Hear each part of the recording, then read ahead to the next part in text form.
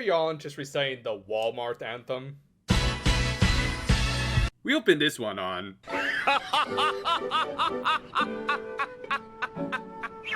Yes, I do believe he is pelvic thrusting atop a residence where a small group of little girls work. The show proper opened on where we left off last time, with some king detecting Hana's god baby powers. He turned out to be the ruler of the wizard world. Explore the wizarding world of Harry Potter. A world of magical new adventures only at Universal Orlando Resort. Who, along with his servant Ojamajo, planned to kidnap Hana. To do so, the dude whose name literally means old geezer decided to contact his fellow middle-aged man friend. It of course turned out to be Oyashi as that cold opener and the episode title gave away, as they somehow knew that he had made contact with Hana through the Ojamajo, even though they only just now learned about Hana, The answer is don't think about it! But yeah, as for why they wanted the baby, well, they saw her as a significant bargaining chip to be used against the Witch Kingdom in order to reclaim the massive amount of territory they had lost to them. Yeah, as it turned out, the Witch World owned the grand majority of the continent they were on. All because the former king lost it in a game of poker. Jeez, can you believe how inaccurate this is to real-life politics? Yeah, it's pretty spot on.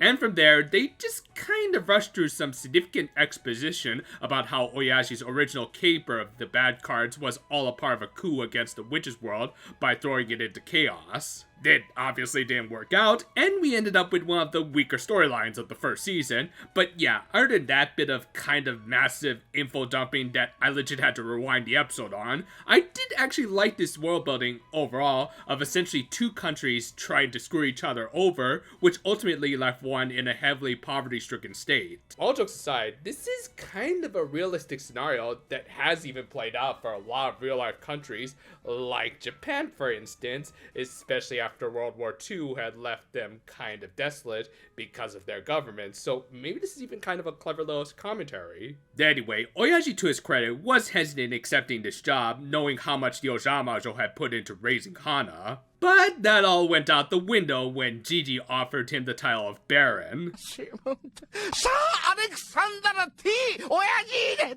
Y'all say this guy is going to become likable eventually, huh?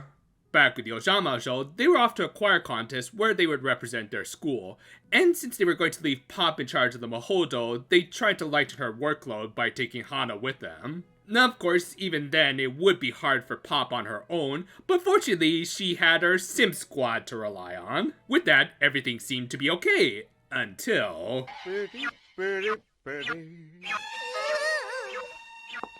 Yes, can I get all of the adults, please? Yeah, I'll say right now, I'm not sure if I'm a huge fan of the stranger danger jokes in this episode. I mean, from a personal cynical standpoint, I'm enjoying it, but morally, I'm not sure if they should be playing up this very serious subject matter so tongue-in-cheek at times. I don't know, there's just kind of an underlying awkwardness to it, in my opinion at least. Granted, again, I did enjoy the comedy here, with Pop haggling the hell out of Oyashi in order to learn about where the Ojamajo had taken Hana. His faces here certainly helped, even though I did question where he was getting all of the money to pay for all of these flowers, but whatever. He eventually did get the intel he needed, and I will admit, this teleportation animation is pretty slick and creative. At the concert hall, the Ojamajo's class were understandably suffering from a little bit of stage fright, so to break the tension, they figured they should get someone to tell a joke, and they turned to the Nega Three Stooges.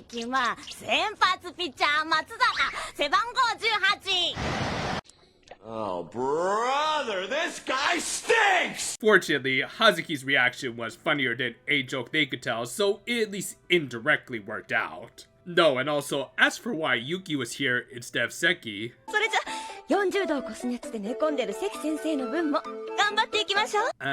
thanks, Teach. I wouldn't have known that our usual teacher was sick if you hadn't told us her exact temperature. Anyway, she also offered to take care of Hana while the class went on stage. Oyashi learned about this and decided to follow her. Damn it, if I report him, I'm gonna get cancelled. He matched sit next to Yuki in the audience and wasn't at all subtle about what he wanted to do, so fortunately Hana undid part of his disguise.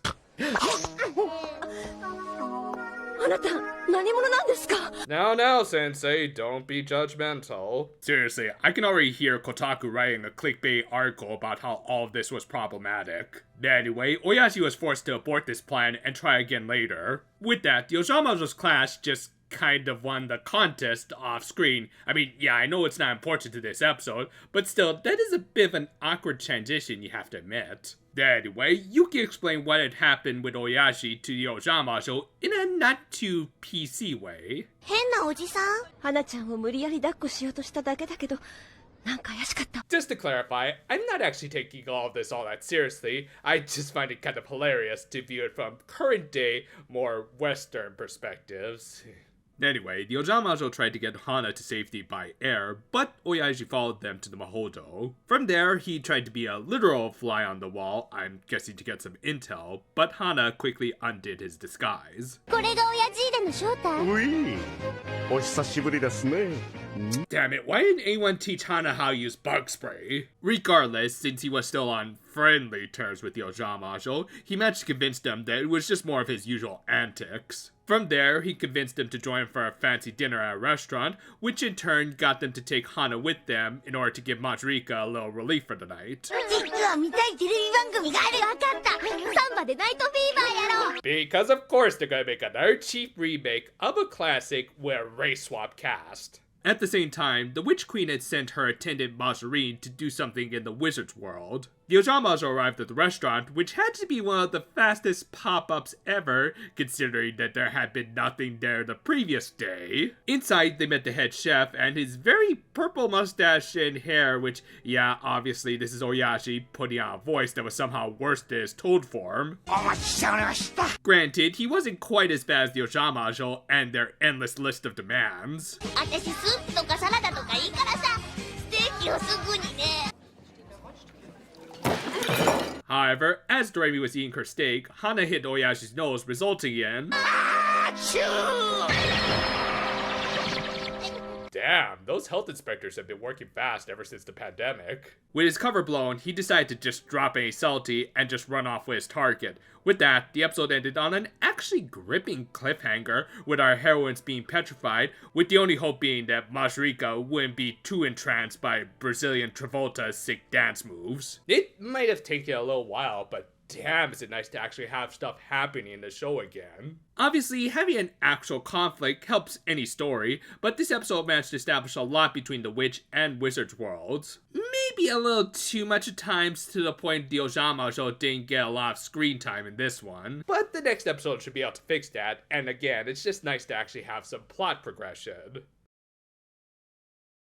My jokes about my disgust towards the character aside, I do have to admit, Oyashi was the most entertaining part of this episode. Sure, not every joke landed, the cross-dressing bit was just eye-rolling, and I legit don't want to see him anywhere near Ompu, but then we got stuff like Pop haggling him, and the restaurant scene was pretty fun too. Helps that he wasn't just a two-dimensional voyeuristic jackass anymore, and did show actual regret over accepting a job to kidnap a baby. He did also kind of need to take center stage, as the focus did shift more towards the conspiracies being drummed up by the Wizard's World's attempts of taking down their neighbors. And while skirting around Oyashi's original involvement in her plans was a little iffy, it was still decent world building that didn't feel like a cheap retcon, even though this stuff was technically add on beyond the original proposed scope of the series. It helps that while losing land over a poker game is kind of silly, seeing the effects it had on the Wizard's World does feel like a natural outcome, and therefore we can understand their desperation even though what they're doing was totally scummy.